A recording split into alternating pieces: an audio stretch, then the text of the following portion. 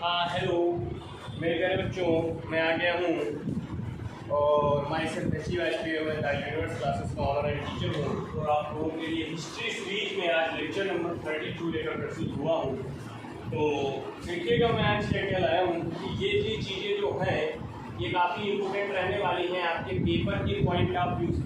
अगर हम पेपर के पॉइंट ऑफ व्यू से इसको देखें तो ये काफ़ी ही महत्वपूर्ण बातें हैं जो मैं आज आपको बताने वाला हूँ अपने इस वीडियो के माध्यम से। तो चलिए चलते हैं, हम थोड़ा बात ये कर लेते हैं कि हमने प्रीवियस वीडियो में मीमांसाएं पढ़ी थी, दर्शन पढ़े थे, है ना। दर्शन मतलब पढ़े थे और दर्शन 6 होते थे और 6 दर्शन यानी 6 दर्शन जो होते थे उनमें से हमने 4 दर्शन देख लिए थे अपने प्रीवियस वीडियो में। अगर आपने नहीं देखा है तो मेरा प्रीवियस वीडियो लेक्चर नंबर 32 जाकर देखें, जिसमें मैंने षट दर्शन की बात रखी है। तो आगे चलते हैं, आज देखेंगे उसके बाद के दर्शनों का हम लोग व्याकरण कर लेंगे कि क्या क्या चीज़ें उसके अंतर्गत आई हैं। तो पहली चीज़ है मीमांसा। देखिए, मीमांसा ये हमारा 5वां दर्शन है और इसके जो प्रवर्तक है वो जैमिनी है, जैमिनी कहे जाते हैं, जैमिनी इसके प्रवर्तक कहे जाते हैं। इसमें वेदों के अनुष्ठानिक कर्मों पर विशेष बल दिया जाता है और यह वैदिक कर्म कांडों पर विशेष बल दिया जाता है। इसके प्रमुख स्वामी सवर स्वामी जी थे। अब समझिएगा मेरी बात, मैं आपको बताता हूँ। आपने देखा होगा कि आजकल कुछ ऐसे पूजा पाठ होते हैं जो कि थोड़ा सा तंत्र शास्त्र से जुड़े होते हैं और ये जो पूजा पाठ होते हैं विधि विधान यानी अनुष्ठान की मांग करते हैं। बिना अनुष्ठान की इनकी पूजा अर्चना नहीं की जाती। यानी किसी महात्मा या किसी ऐसे विशेष गुरु की आवश्यकता पड़ती है, जिनकी आवश्यकता पड़ने पर मतलब ये आपको बैठा लिए विधिवत उसकी पूजा कर्मकांड का सिस्टम बताते हैं। यानी अनुष्ठान के द्वारा पूरा विधान होता है, यानी पूरी पूजा को एक तरीके से अनुष्ठानिक मार्ग द्वारा पूर्ण किया जाता है ना। मतलब ये भी नहीं कि किसी भी तरीके से आपने कुछ भी पूजा कर ली और वो सही होगी, नहीं, गलत। एक अनुष्ठानिक मार्ग के द्वारा उसका पूरा विधान होता है और ये चीज़ हमें मीमांसा से पता चलती है, जिसके प्रवर्तक जैमिनी थे और इसके वेदों के अनुष्ठानिक कर्मों पर विशेष बल दिया जाता था। यह वैदिक कर्म कांडों पर विशेष बल देता है। इसके प्रमुख स्वामी सवर स्वामी जी थे। ठीक है, आगे चलते हैं। दूसरे नंबर पे हम बात करेंगे। दूसरे नंबर पर है हमारे पास उत्तर मीमांसा, यानी ये मेरा 6वां और अंतिम दर्शन होगा। ये वेदांत का दूसरा नाम है। यानी अगर हम वेदांत को समझना चाहते हैं तो हमें उत्तर मीमांसा पढ़नी पड़ेगी। ठीक है, ये वेदों की ज्ञानमयी शाखा है। मतलब ज्ञानमयी शाखा का मतलब क्या है कि वेदों के अंदर जो बातें लिखी गई हैं उनका अति विशिष्ट पूर्ण ढंग से और एग्जाम्पल दे के इसके अंदर समझाया गया है। उपनिषद से संबंधित है।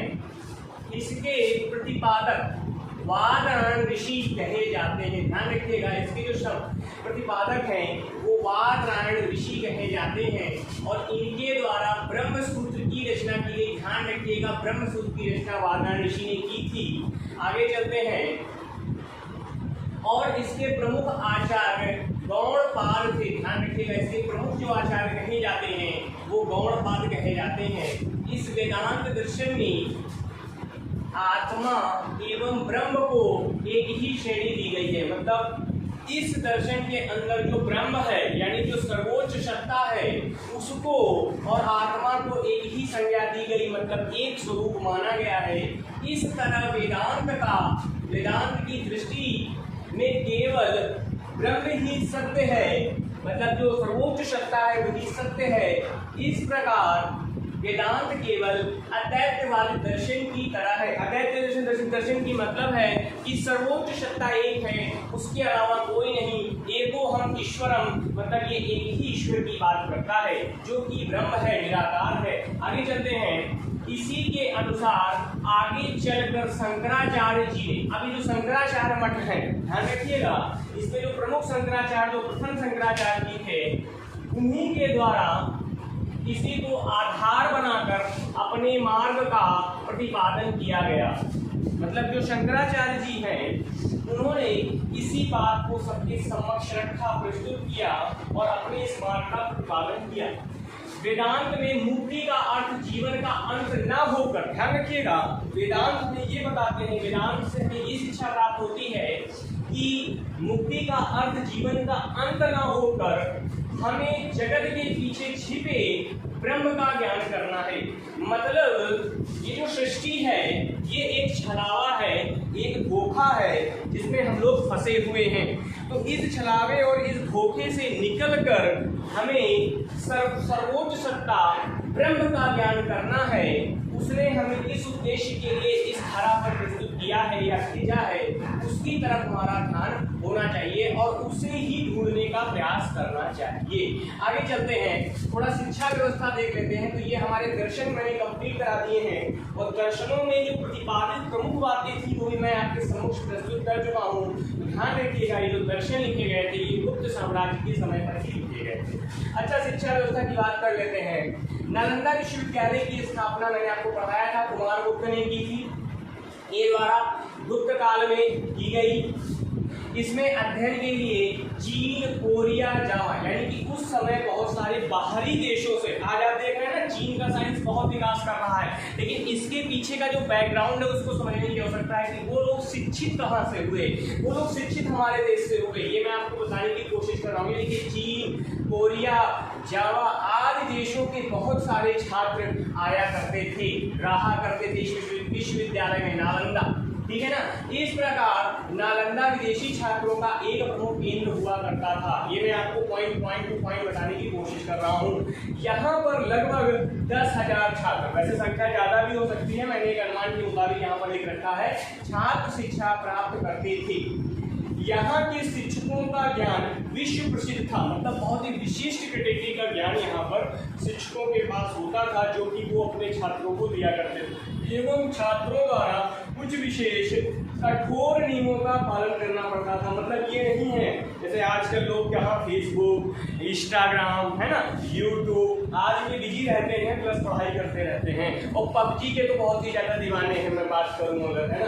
तो कहने का मतलब क्या है कि उस समय ये सब चीज़ें तो थी भी नहीं, लेकिन जो उस समय के शिक्षक थे और जो छात्र हुआ करते थे वो काफ़ी कठोर नियमों का पालन करते थे, और जिसके द्वारा शिक्षा काफ़ी उच्च तरीके से, उच्च गुणवत्ता की उन्हें प्राप्त होती थी। आगे चलता हूँ मैं, क्योंकि कुछ नियम है, शिक्षा प्राप्त करना है तो कुछ सिस्टमेटिक, थोड़ा कठोर नियमों का तो पालन करना ही पड़ेगा, क्योंकि शिक्षा आसानी से नहीं मिलती। आगे चलते हैं, यहाँ धर्म, दर्शन, चिकित्सा, गणित, है ना, देखिए चिकित्सा आ गई ना, गणित, नैतिक शिक्षा, है ना, आदि विषयों का अध्ययन होता था। मतलब नालंदा विश्वविद्यालय जो प्रमुख केंद्र है एक तरीके से हम ये कह सकते हैं कि चिकित्सा है, गणित है, नैतिक शिक्षा है, आदि विषयों के अध्ययन का ये प्रमुख केंद्र होता था उस समय। आगे चलते हैं, नालंदा से स्नातक करने, स्नातक का मतलब ग्रेजुएशन डिग्री, है ना, परास्नातक मतलब मास्टर डिग्री। तो कहने का मतलब ये जो डिग्रियां होती थी उस समय भी हुआ करती थी, और स्नातक करने वाले लोगों को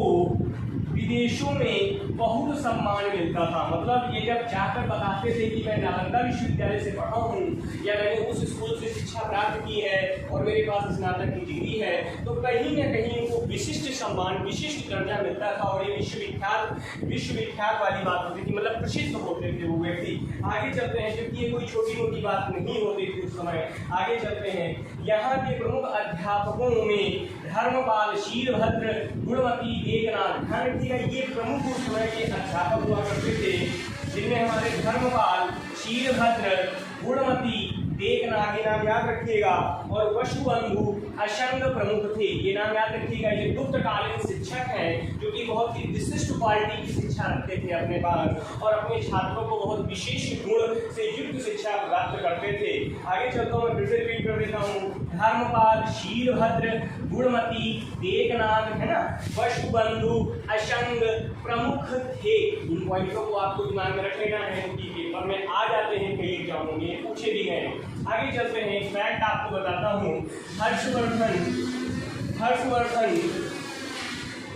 हर्षवर्धन के समय में शीलभद्र, ध्यान रखिएगा, हर्षवर्धन के समय में शीलभद्र नालंदा के कुलपति हुआ करते थे, एवं नालंदा से विदेशी यात्री हेनसांग, ध्यान रखिएगा, हेनसांग ने भी शिक्षा ग्रहण की है। कुछ विशिष्ट अभिलेखों द्वारा या कुछ विशिष्ट किताबों के द्वारा ये ज्ञान प्राप्त हुआ है कि जो हर्षवर्धन थे, ये हर्षवर्धन का जो टाइम था, मैं आपको गुप्त साम्राज्य के बाद हर्षवर्धन के बारे में पढ़ाऊंगा, तो हर्षवर्धन पहले के समय में जो नालंदा विश्वविद्यालय के कुलपति हुआ करते थे, यानी जो प्रधान अध्यापक और मेन सचिव एक तरीके से कुलपति यानी जो प्रिंसिपल जिसको हम कह सकते हैं, तो वो हमारे शीलभद्र जी हुआ करते थे। प्रमुख शिक्षक हुई एक तरीके से मैं कह सकता हूँ उनको, और प्रमुख देख रेख करता भी कह सकता हूँ करते थे। एवं नालंदा से विदेशी यात्री हेनसांग ने भी शिक्षा प्राप्त की थी, यानी जो नालंदा विश्वविद्यालय है भारत का, इससे हेनसांग ने भी, जो विदेशी यात्री हुआ करता था, उसने भी शिक्षा प्राप्त की है। और इसके बारे में मैं एक अलग से वीडियो भी बनाऊंगा आप लोगों के लिए, ठीक है। तो ये आज षड दर्शन एवं शिक्षा दर्शन में अगर हम लेक्चर की बात कर लें तो ये मेरा एक तरीके से दूसरा लेक्चर मैंने आज आपके सामने रख दिया है। और अभी इसकी एक अंतिम कड़ी कल जरूर आएगी, जिसमें कुछ इंपॉर्टेंट फैक्ट आपके सामने प्रस्तुत होंगे। तो अगर ये मेरा वीडियो आपको अच्छा लगा हो तो इसको लाइक करें, शेयर करें और सब्सक्राइब कर दें। बेल का आइकन दबाना ना भूलें, इससे आपके पास मेरी वीडियो आपको मिलती रहे। तो ठीक है, फिर मिलेंगे। Till then, bye bye.